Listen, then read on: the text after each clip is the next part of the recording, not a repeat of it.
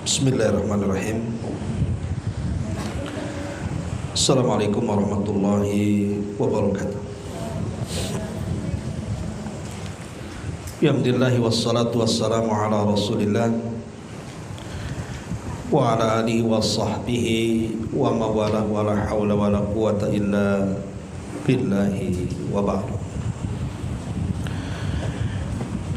Kita lanjutkan kembali kajian tafsir singkat dari surah Al-Baqarah, dan kita masuk pada ayat ke-151. Kita baca ayatnya.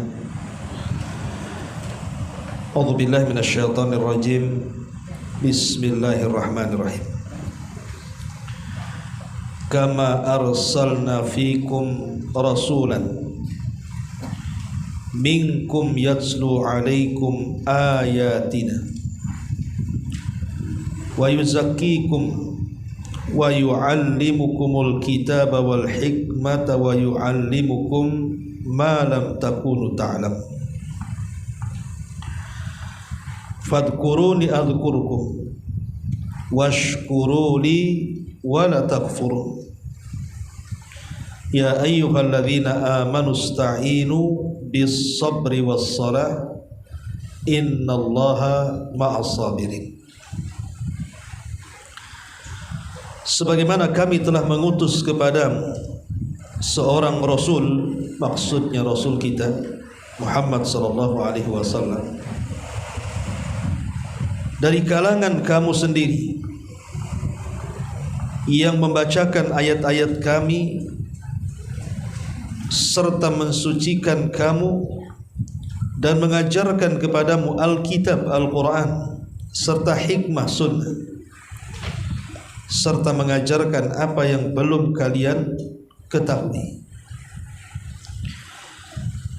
Maka ingatlah kepadaku, aku pun akan ingat kepada kalian. Bersyukurlah kepadaku, niscaya atau janganlah kalian ingkar kepadaku. Wahai orang-orang yang beriman, mohonlah pertolongan kepada Allah dengan sabar dan salat. Sungguh Allah akan bersama orang-orang yang sabar.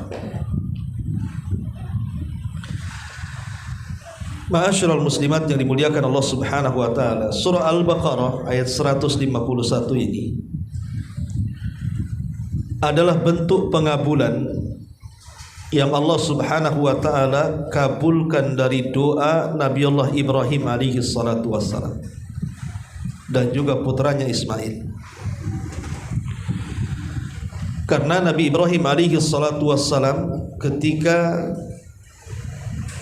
melihat Hajar dan juga Ismail yang diletakkan di sebuah lembah yang kering kelontang, tidak ada pepohonan, tidak ada makanan, tidak ada minuman. Kemudian Ibrahim meninggalkan mereka berdua di tempat itu.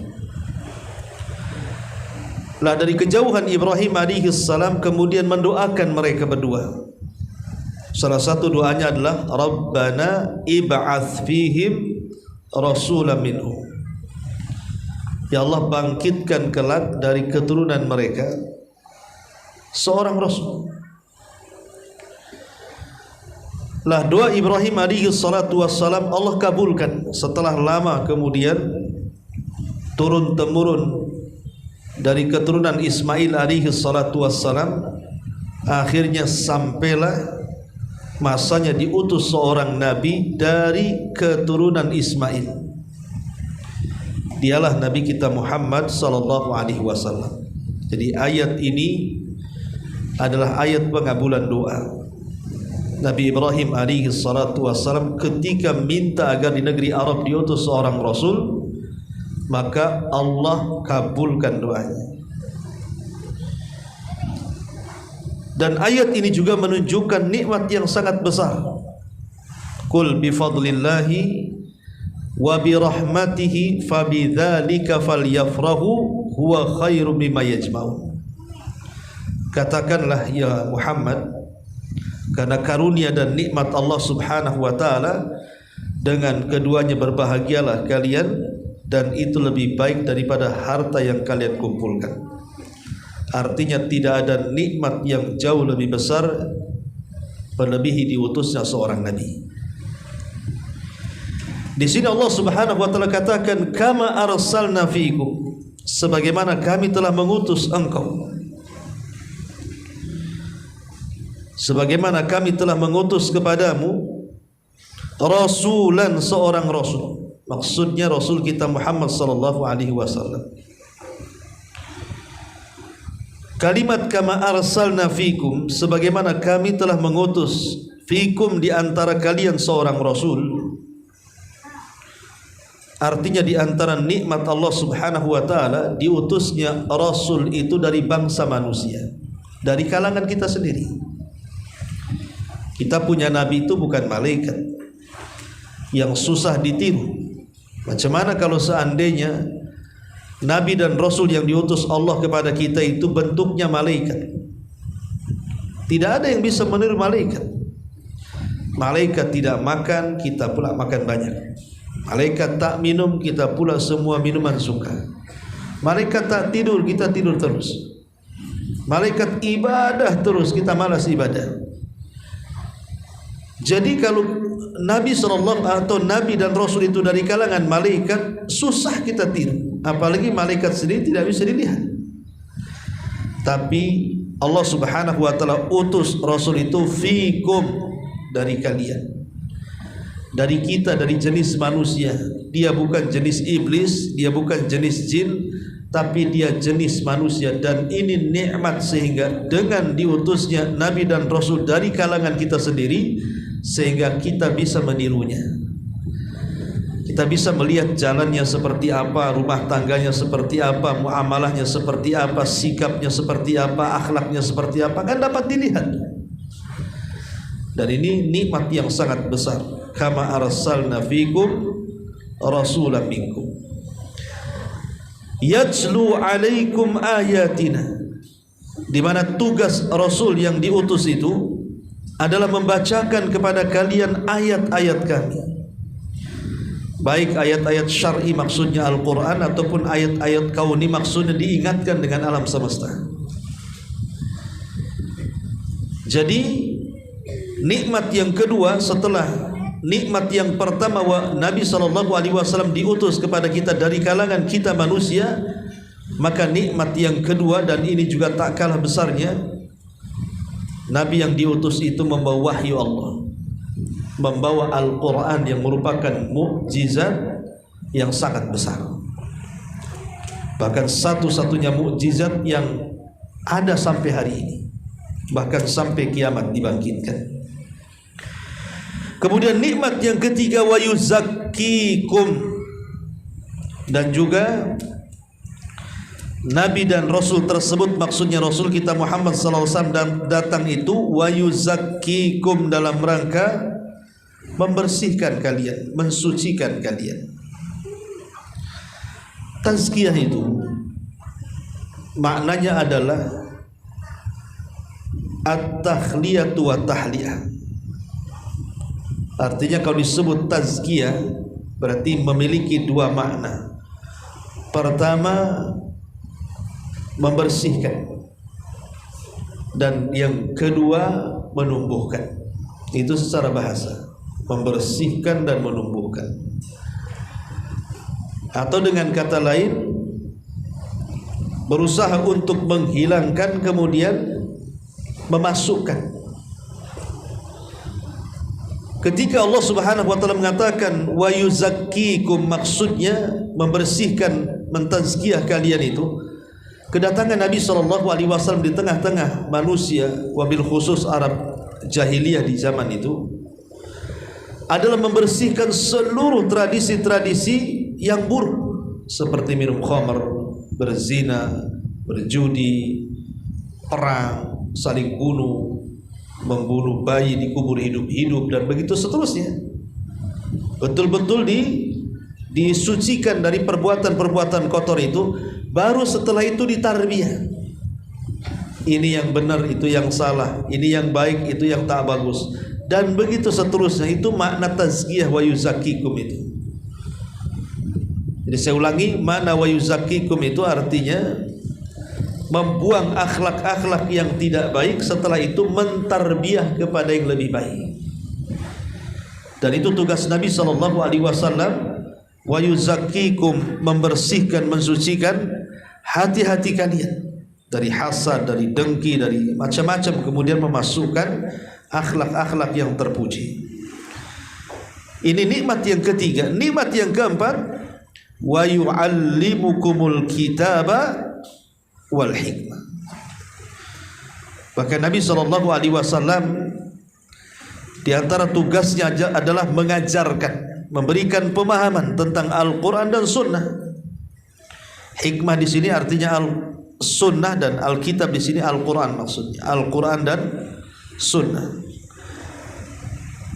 Jadi bukan hanya diutus dari kalangan manusia, bukan hanya dibekali dengan wahyu ilahi Al-Quran, kemudian juga berusaha untuk menghilangkan tradisi-tradisi buruk kemudian mengganti dengan tradisi baik, tapi juga memberikan pemahaman wahyu.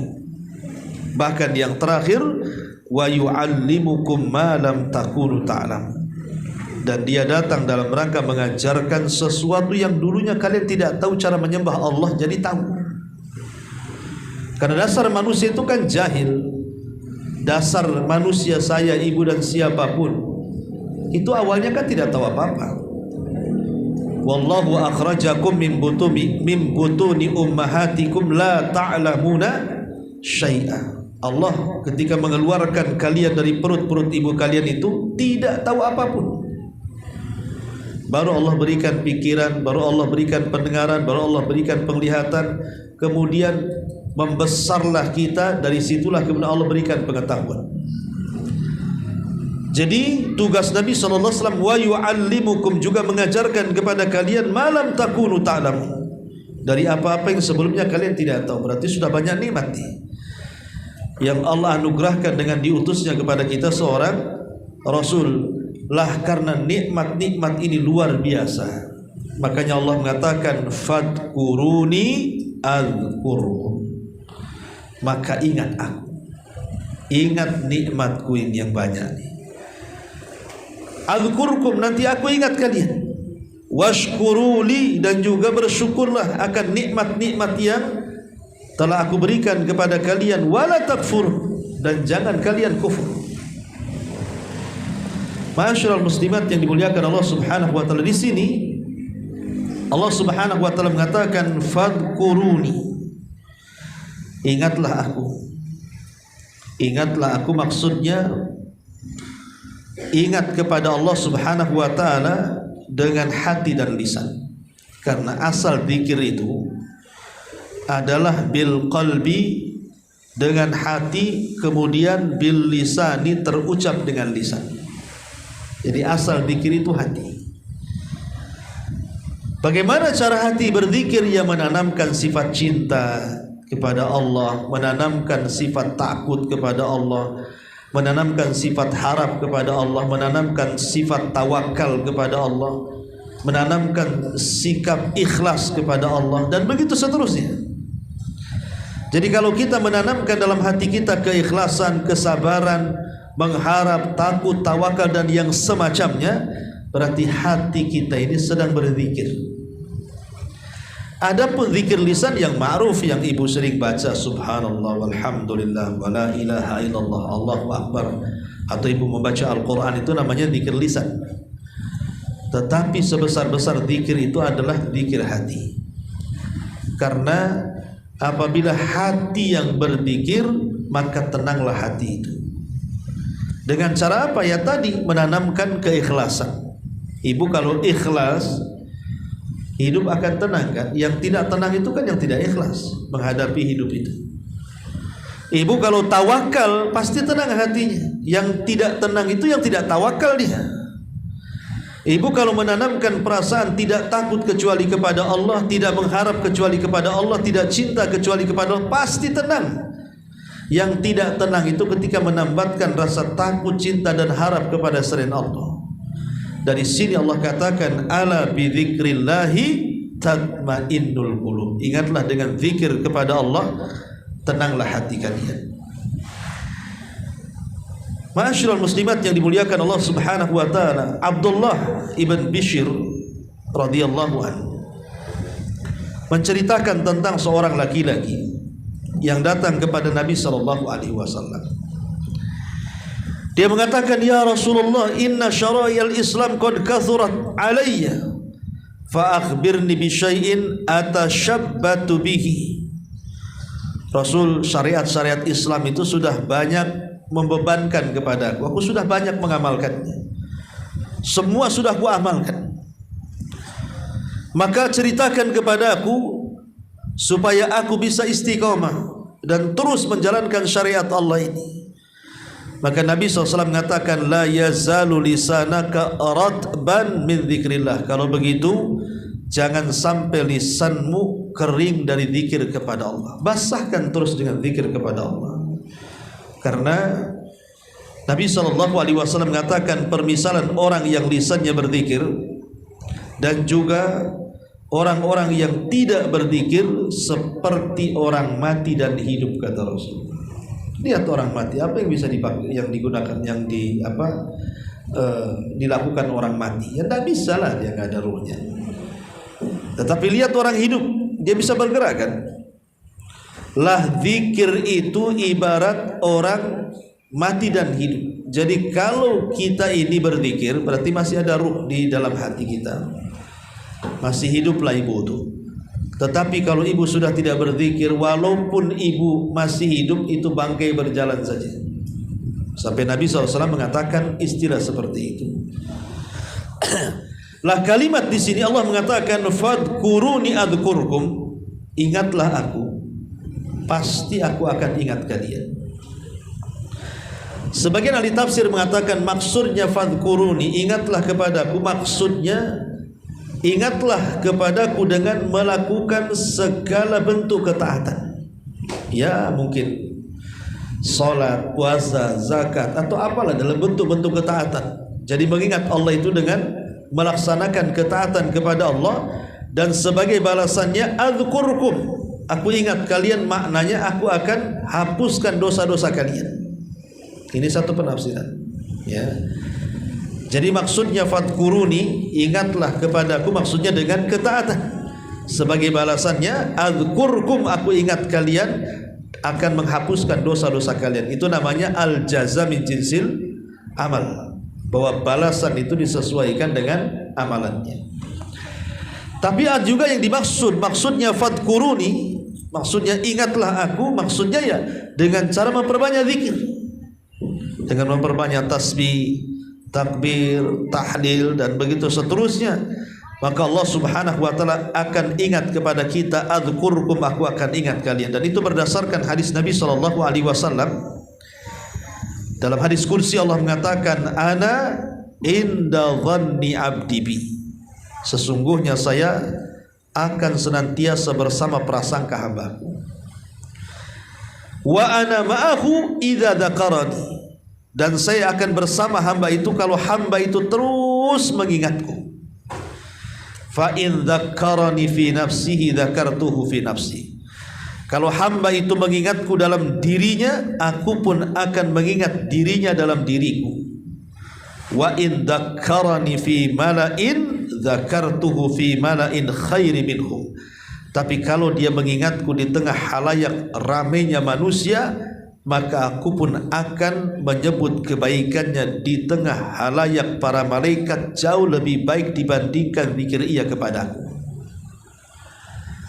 Lihat bagaimana balasan Allah Subhanahu wa taala kepada orang yang berzikir kepadanya. Jadi kalau kita zikir sendirian, ibu zikir lagi masak sendiri, subhanallah, subhanallah, subhanallah, pokoknya sendiri, nggak ada yang tahu kecuali Allah dengan ibu saja.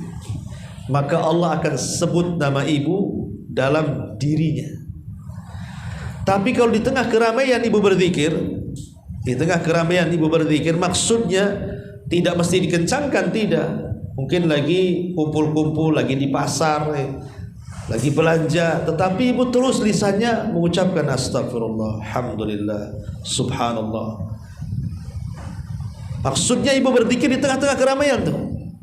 Kalau itu yang dilakukan, kata Allah Subhanahu wa taala hadis kursi, maka aku pun akan menyebutkan kalian di hadapan makhlukku yang ada di atas sana, maksudnya di atas langit para malaikat, khairi minkum, lebih baik penyebutannya dibandingkan kalian menyebutkan aku.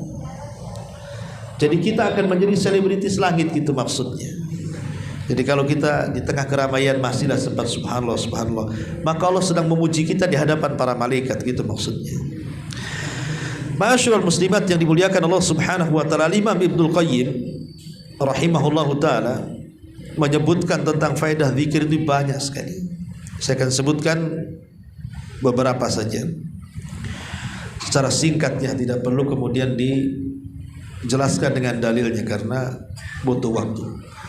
Yang pertama, zikir itu bisa menjadikan setan lari dari kita. Jadi orang yang banyak berzikir itu tidak akan didekati setan. Sebaliknya orang yang jarang berzikir berarti banyak setan. Yang kedua, Allah Subhanahu wa taala akan memberikan keridhaannya kepada kita. Kemudian yang ketiga, Allah akan hilangkan kebingungan. Yuzilul ham wal gham, akan menghilangkan kebingungan dan stres dalam hati. Yang keempat, an yajliba lil qalbil farah, Allah akan kuasakan kepada hatinya perasaan senang. Orang yang banyak berzikir itu pasti akan senang dan tenang hatinya. Yang kelima, yuqawil qalba wal badan, zikir itu bisa menguatkan hati dan badan. Yang keenam, yunawwir al wajha wal qalb, bisa memberikan cahaya kepada wajah dan hati. Yang ketujuh, yajlibur rizq, zikir itu bisa mendatangkan banyak rizki. Kemudian yang nomor 8, zikir itu yaqsud dzakir al-mahabata wal halawah. Jadi orang yang banyak berzikir itu Allah berikan al-mahabah, pokoknya wajahnya itu ada pamornya. Ya semacam pokoknya orang kalau berzikir, kita yang melihat orang tersebut seolah-olah ada karismanya. Jadi mendatangkan karisma. Kemudian yang nomor 9, yurithuhul mahabbah, bisa mendatangkan kecintaan kepada Allah, dan Allah juga cinta kepada kita. Kemudian yang nomor 10, yurithu al-muraqabah, mewariskan muraqabah. Zikir itu kalau ibu terus lisannya berzikir berarti ibu sedang menjaga diri dari maksiat, karena kita sedang diawasi oleh Allah Subhanahu wa taala.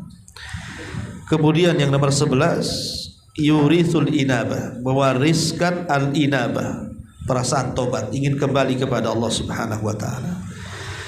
Kemudian yang nomor 12, yurithul qurb minhu, mewariskan lebih dekat lagi kita kepada Allah. Kemudian yang nomor 13, yaftahu lahu baban 'aziman min abwabil ma'rifah, dengan zikir itu membuka pintu-pintu pengetahuan. Kemudian yang nomor 14, yurithu al-haibata li rabbi, mewarisi perasaan takut yang bersangatan kepada Allah. Kemudian yang nomor 15, yurithu zikrullah hayatal qalbi, dengan zikir kepada Allah Subhanahu wa taala akan mewarisi kehidupan hati, jadi hatinya akan hidup. Kemudian juga bisa menjadikan an yahuttal khataya, bisa menghilangkan banyak kesalahan. Fa innahu min a'zami hasanat, bahkan termasuk seutama-utama kebaikan. Jadi zikir itu bisa menghilangkan keburukan, bahkan itu adalah sebaik-baiknya kebaikan. Jadi kalau seandainya ibu hari ini melakukan ghibah umpamanya, maka sebagai kafarahnya apa? Banyak berzikir supaya ghibahnya hilang dengan zikirnya. Itu maksudnya. Kemudian juga yang selanjutnya, yuzilul wahsyah, jadi menghilangkan wahsyah, perasaan liar. Liar artinya hidup yang tidak terkendali. Kalau jarang berzikir itu hidupnya akan liar, tidak terkendali hidupnya. Emosian, mudah marah, mudah maksiat dan begitu seterusnya. Kemudian juga di antara faedahnya adalah kalau kita berzikir kepada Allah di waktu senang, maka Allah akan ingat kita di waktu susah. Jadi kalau kita berzikir di waktu senang, maka Allah akan ingat kita di waktu susah. Dan majalisul zikri, majlis-majlis zikir adalah majalisul malaika, adalah majlis-majlisnya para malaikat. Dan nanti pada hari kiamat, orang-orang yang berzikir kepada Allah, maka catatannya dipenuhi dengan pahala, bahkan akan memberatkan timbangan.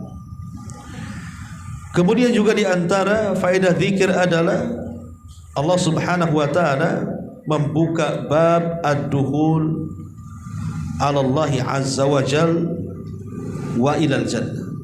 Jadi membuka pintu masuknya kita berhubungan dengan Allah, dan juga pintu-pintu yang mengarah ke dalam surga Allah Subhanahu wa taala. Kemudian juga kalau zikir dilakukan di malam hari, maka bisa melepas ikatan-ikatan syaitan. Bisa melepas ikatan-ikatan syaitan. Dan zikir sendiri adalah ibadah yang jauh lebih mulia dibandingkan doa. Karena zikir itu kan pujian, kalau doa itu permintaan. Makanya ibadah zikir itu jauh lebih mulia dibandingkan berdoa kepada Allah Subhanahu wa taala. Dan zikir juga salah satu bentuk syukur nikmat.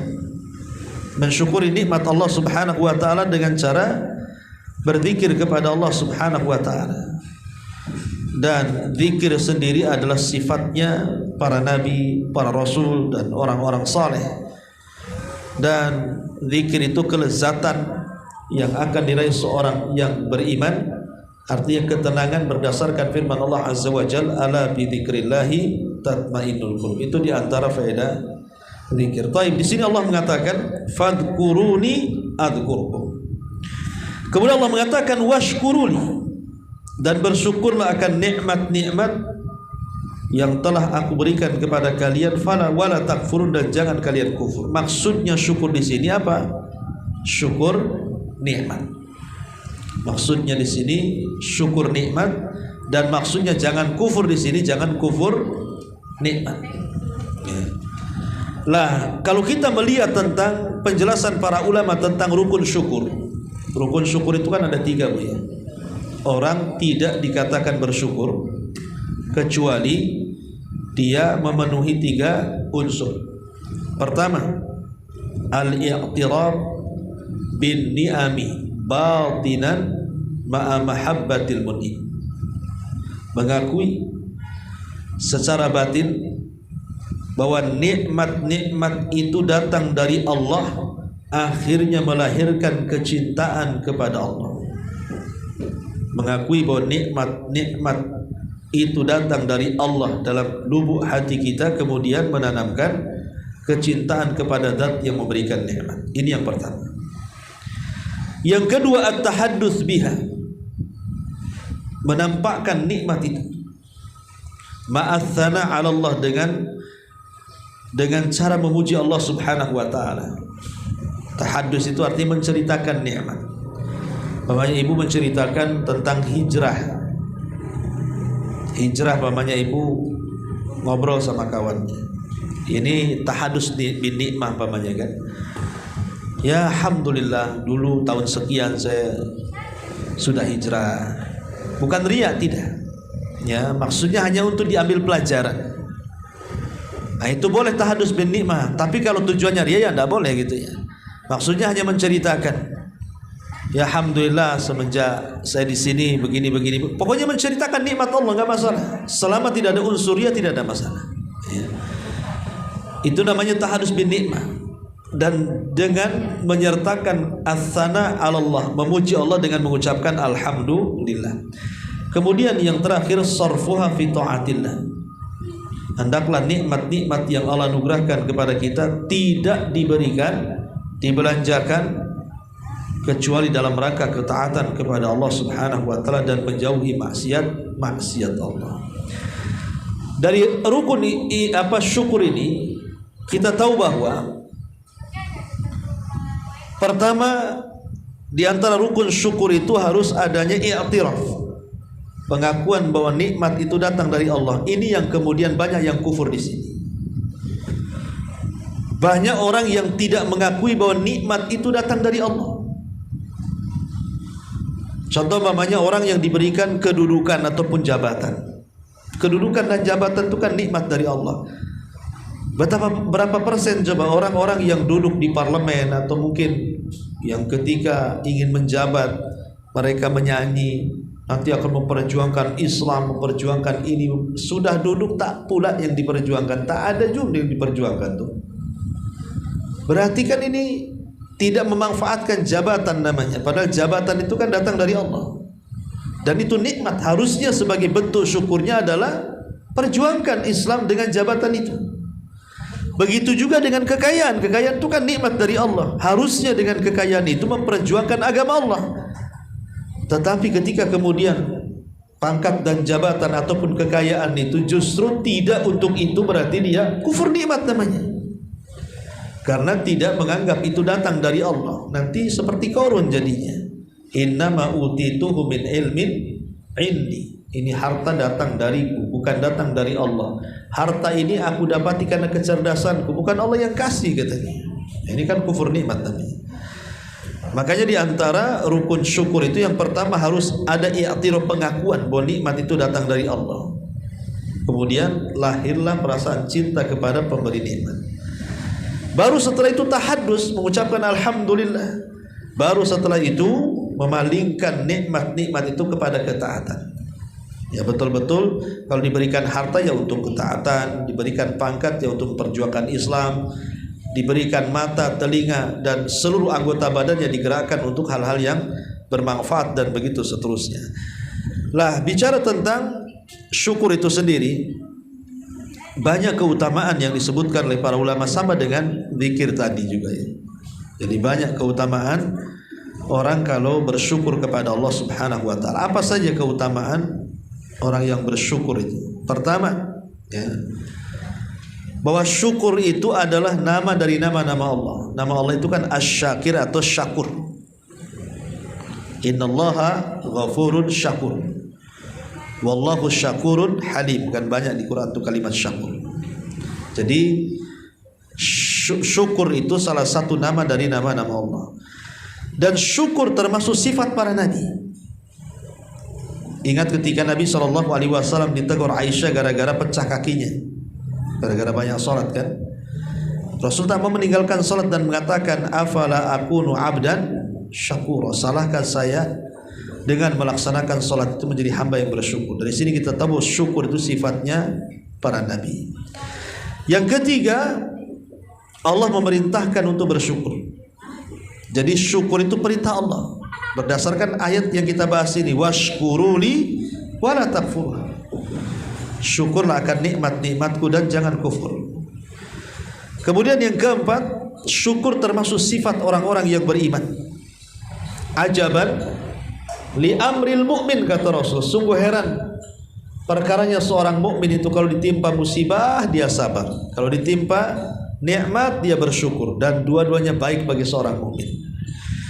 Kemudian yang nomor 5, syukur itu sababu liridhallahi an abdi.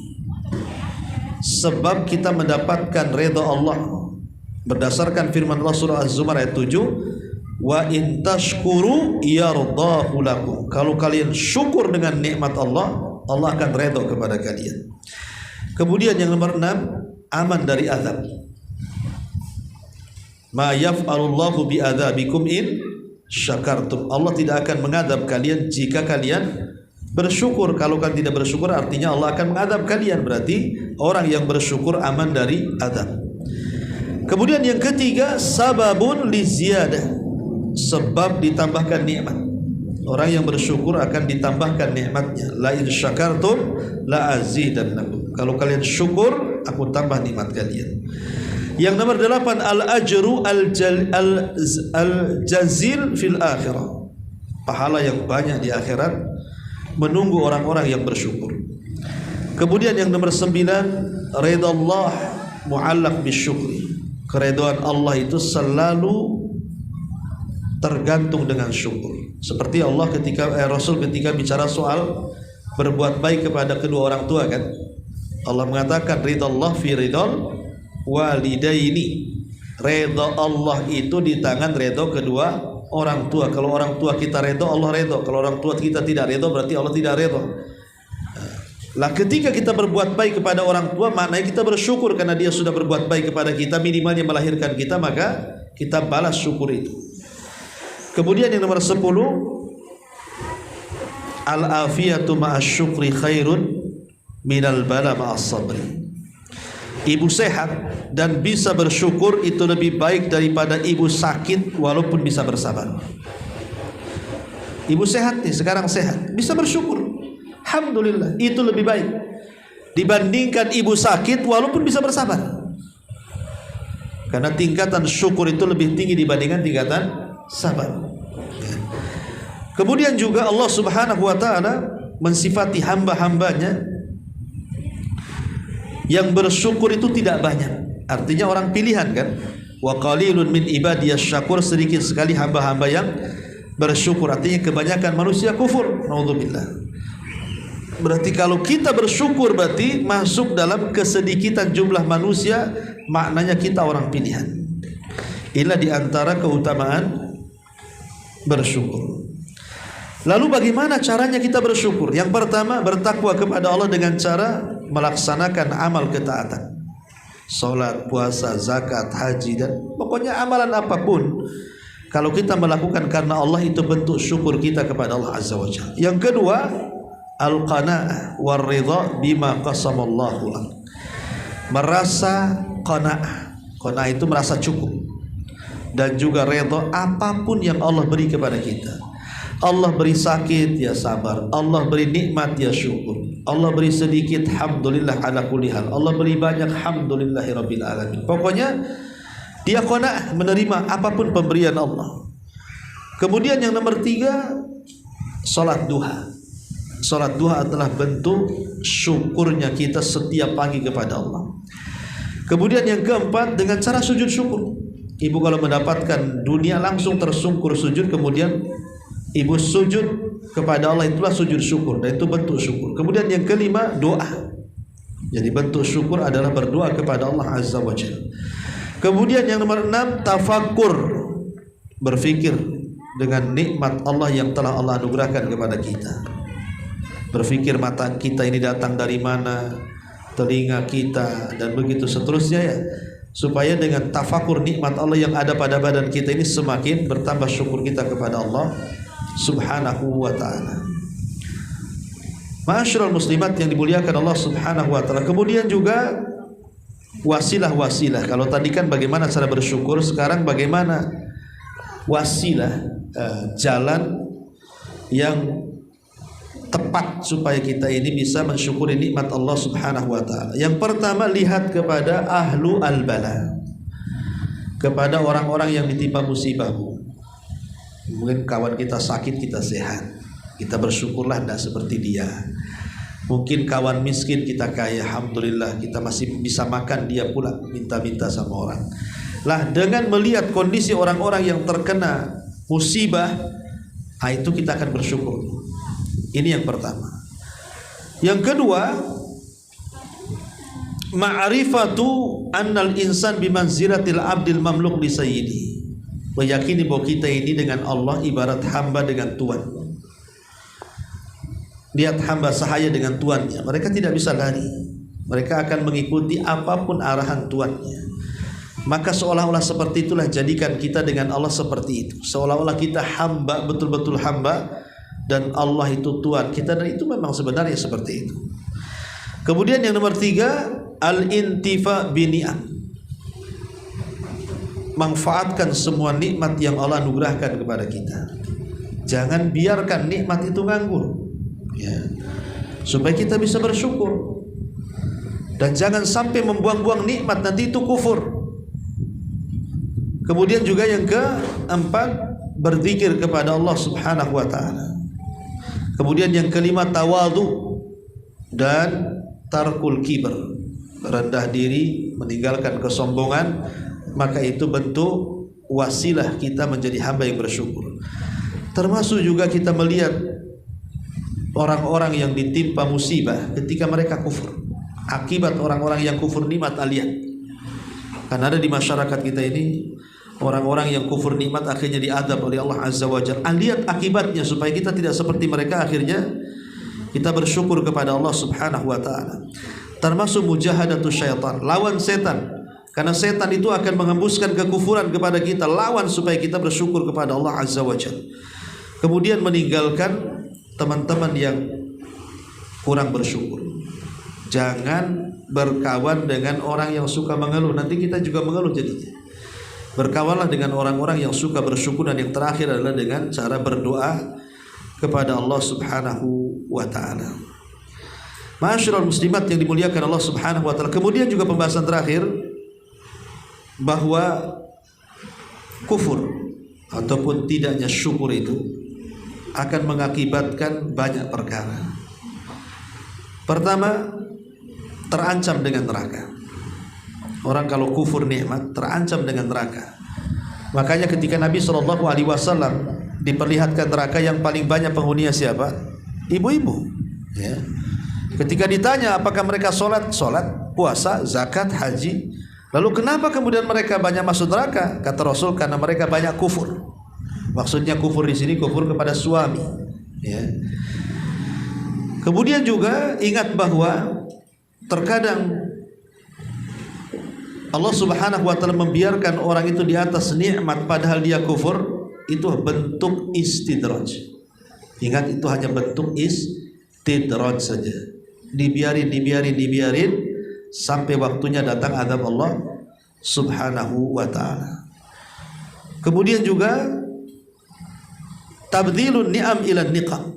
Terkadang Allah Subhanahu wa taala ketika memberikan nikmat, tiba-tiba dia tidak bersyukur dan kufur, bisa saja Allah akan gantikan nikmat itu menjadi sebuah azab besar di dunia. Dan itu sebagaimana banyak kisah-kisah dalam Quran kan, seperti kisah kaum Saba, kaum Ashabul Jannataini, Qarun, dan begitu seterusnya. Itu kan salah satu bentuk bahwa bagaimana orang yang kufur itu Allah ganti kenikmatan menjadi sebuah azab. Ya. Wallahu a'lam bishawab. Intinya bahwa bersyukurlah kepada Allah dan jangan kufur.